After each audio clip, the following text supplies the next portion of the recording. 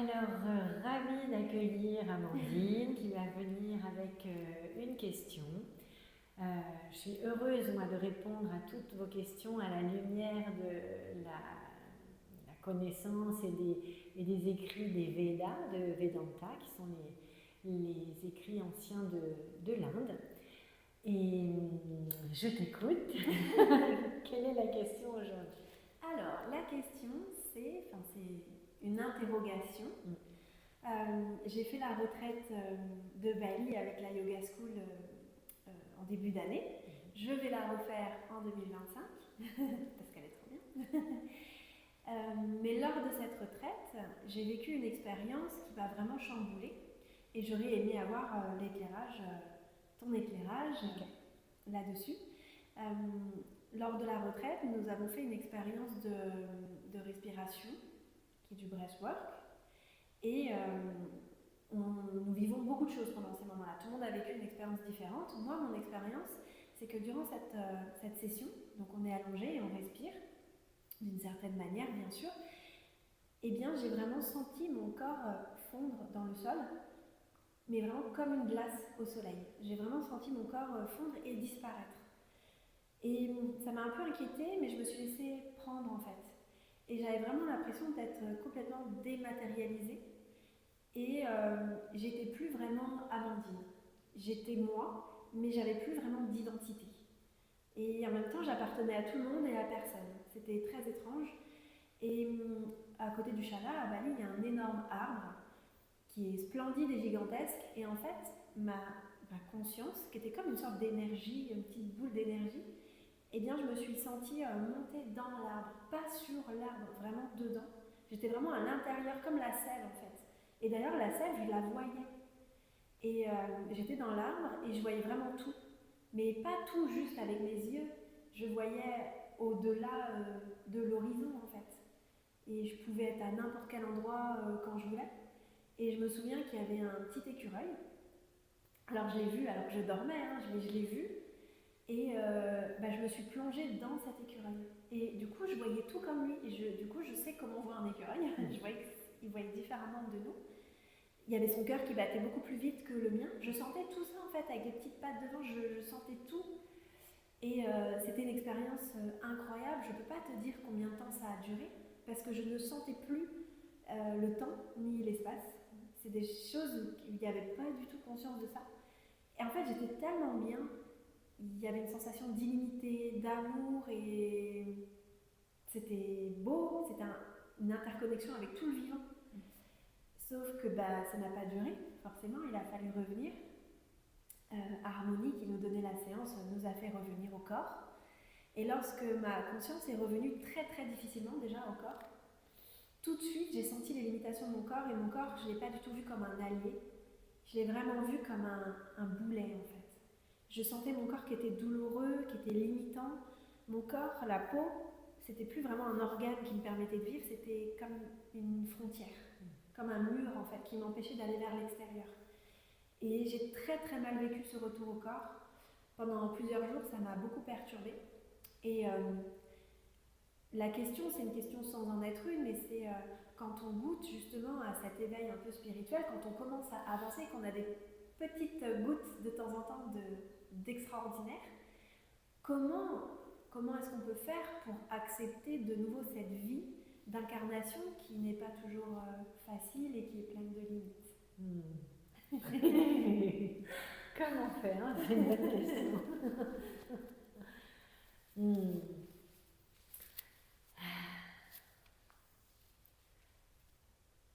En fait, elle est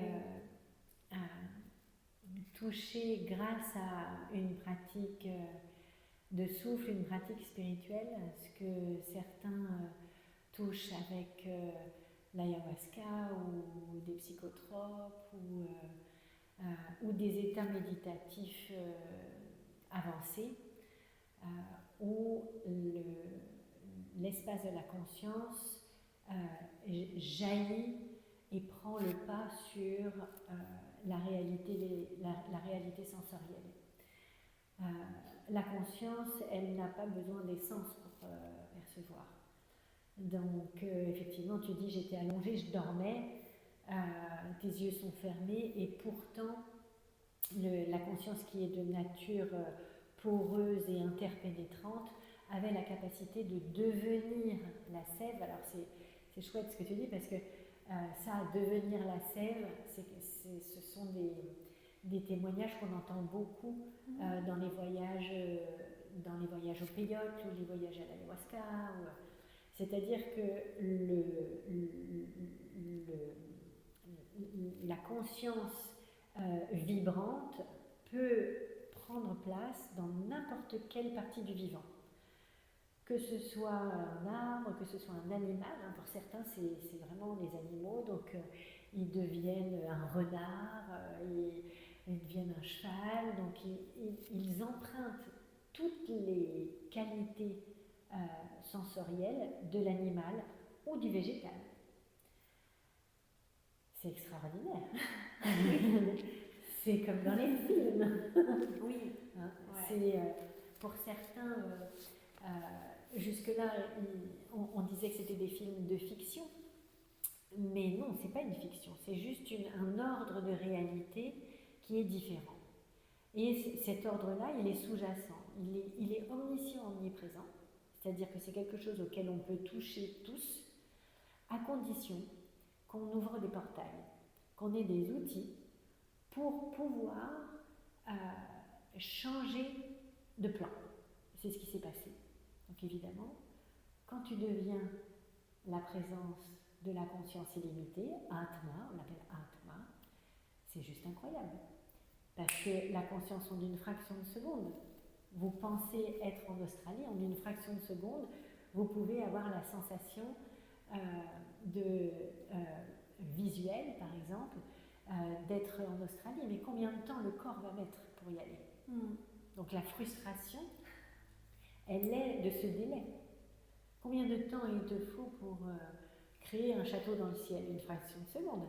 La femme nous on est des femmes, on est ultra créatives, on a 20 000 idées à la seconde pour satisfaire nos besoins créatifs. Il nous faudrait 10 châteaux par nuit, parce qu'on pourrait tous les refaire. Oui. Donc évidemment, quand il nous est donné de pouvoir être dans cet endroit illimité et indéfini, eh bien c'est la liberté totale, c'est l'état de moksha, c'est l'état de self-realization, de la réalisation du soi. Qu'est-ce qu'il y a dans ce mot, la réalisation du soi? C'est réaliser la véritable nature du soi. Et la véritable nature du soi, c'est ça. Donc qu'est-ce qui se passe quand on le touche? En fait, on le pressent, on le suppose. Sinon, on ne serait même pas intéressé par la méditation ou par...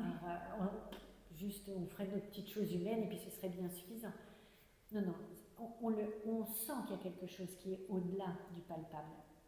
Donc cet intérêt, cette curiosité, elle nous amène là. Qu'est-ce qui se passe quand on touche ça? C'est l'extase. Okay? C'est la réalisation de la véritable identité. Quand tu disais j'ai plus d'identité, tu n'avais plus d'identité humaine, oui. Mais tu réalisais la nature de la véritable identité, qui est infinie. On croit toujours qu'on est limité. C'est la souffrance de l'humain. C'est cette sensation d'être séparé, d'être divisé, d'être loin de ce qu'on aime, d'avoir été jugé, d'avoir été mis de côté. Même la naissance, le premier moment, c'est une séparation. Donc ça, c'est notre souffrance ultime. Là, on t'offre d'un coup d'un seul, en une espèce de quelques mouvements de souffle, de ne plus sentir ni le poids de ton corps, non plus les douleurs, de ne plus sentir de division. Donc il n'y a plus de séparation entre dedans et dehors, entre toi et moi. Il n'y a même plus de toi, il n'y a même plus de moi. Donc il n'y a plus un qui est mieux que l'autre, moins bien. Il ne nous manque plus rien. Il n'y en a pas un qui a plus, il n'y en a pas un qui a moins. C'est pas plus chaud à l'intérieur, il n'y a plus de chaleur, il n'y a plus rien. Donc c'est un paradis. Donc qu'est-ce qui vient avec ça? Souvent quand on revient dans la matrice physique et physiologique, c'est ce qu'on appelle eh bien, la tristesse ou la nostalgie des paradis perdus. C'est comme si on t'a mis dans un paradis. Oui, c'est vraiment ce et que c'est la nostalgie des paradis perdus. Ouais. Qui va aussi, et qui réveille, et c'est ça qui est chouette, qui réveille aussi très souvent les incarnations où on a eu des vies dédiées à la spiritualité, nos incarnations les plus dédiées. Donc peut-être nos moments où on était yogini dans l'Himalaya ou prêtresse en Égypte. Donc c'est ça qu'on va chercher. En fait, plus que de rester dans cette nostalgie, de l'indifférencier, c'est de se souvenir que c'est notre vraie nature, que c'est ton identité, et que c'est ça dont nous avons à nous souvenir et à vivre, même dans l'apparente réalité limitée, qui est en fait le rêve. C'est pas la réalité. Okay? Et il y a des traditions, comme la tradition balinaise, où ce qui n'est pas visible est sat, est la vérité. Okay? Alors que ce qui est visible, ce qui est perceptible, c'est le rêve, swapna. Pourquoi? Parce que tout ce qu'on perçoit par nos sens, c'est complètement subjectif. Moi, je vais trouver ton châle magnifique, je vais te trouver bronzé, et puis quelqu'un d'autre va venir et dire « Non, mais t'es un petit peu calotte » ou « Oh, bah, je préférais l'autre châle. » Ok. En fait, ça correspond à une perception. C'est une réalité, ce qui est visible, ce qui est fini, est une réalité, mais qui est complètement subjective. Donc c'est un paradis perdu, mais est-ce qu'il est vraiment perdu puisque c'est la nature du soi? Non. En fait, c'est ta nature, c'est ta véritable nature. Ça vient juste te dire, tu croyais que tu étais vachement moins que ce que tu es. C'est vrai qu'on croit toujours qu'on est moins. C'est ça. Réalise qu'en fait, tu es puissamment infini et illimité. C'est ta vraie nature. Parce que sinon, avec la même puissance que tu as la capacité d'aller dans ces espaces-là de l'invisible, tu peux avoir la même puissance à aller dans le manque. Et on est très fort à aller puissamment dans le manque. Ce qui nous manque, ce qu'on n'a pas réussi à faire, ce qu'on doit encore accomplir, et ce qui nourrit la frustration en fait. L'illusion de ne pas être plein et complet ici et maintenant. Pour nous. Tout à fait. Ça va? Oui. Okay. Mais évidemment que c'est quand on revient de ces expériences, si les expériences sont seules, elles ne suffisent pas. Elles doivent être effectivement accompagnées, comme on est en train de faire là, de jnana, d'une explication, d'un espace de connaissance. Sinon, c'est juste une expérimentation qui, elle aussi, à nouveau, a un début et une fin, comme le corps. Donc on retombe dans ce truc de « Ah, c'est super, oh, c'est fini ». Alors que quand j'assimile profondément le fait que le soi, il est magique en fait. Qu'à chaque instant on a cette capacité à devenir la sève, à entendre ce que quelqu'un dit alors qu'il est à l'autre bout du monde. C'est Hubert Reeves qui disait un jour, les scientifiques arriveront à faire ce que les chamans ont toujours fait en montrant un bout de poterie. Ils arriveront à entendre ce qui se disait quand le potier a fait la poterie. C'est fou. Les chamans, ils peuvent prendre le morceau de poterie et entendre ce qui se disait et avoir la vision de tout le contexte, de tout ce qui s'est passé, de l'environnement. Et Hubert Reeves disait un jour, les scientifiques, ils arriveront à faire la même chose. Ils avaient compris la nature illimitée. Dans tout le grand scientifique, le grand physicien qu'il est, il a compris ça entièrement. C'est à nous de nous souvenir, à nous de nous rappeler.